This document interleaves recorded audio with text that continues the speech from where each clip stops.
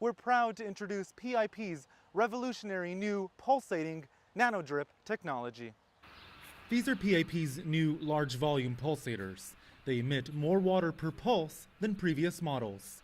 The pulsators are connected to commercially available drip lines, effectively converting them into pulsating drip lines.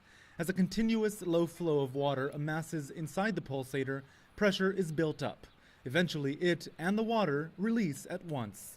This is a pulse, operating a drip line. Combining a pulsator with a pressure-compensated non-leakage line will ensure uniform distribution along the row. The amount of water coming to the pulsator will be evenly divided among the drippers during each pulse. And the ultra-low flow rates mean the grower can irrigate up to 24 hours a day, giving all the water that's needed in a day, not an hour.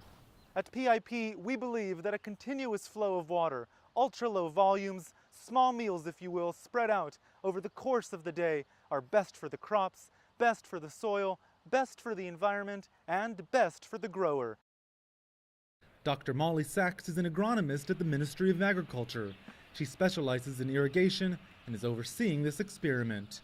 Dr. Sachs says using the pulsator system ensures the soil stays moist throughout the day. When we usually irrigate, a lot of the water is not used by the plant, but it goes down to the depth. I would say over 60%, even in drip irrigation, of the water is lost. The whole root system can only absorb a small amount of water. The pulsator changes the story by just giving a tiny bit of water to the roots, but constantly.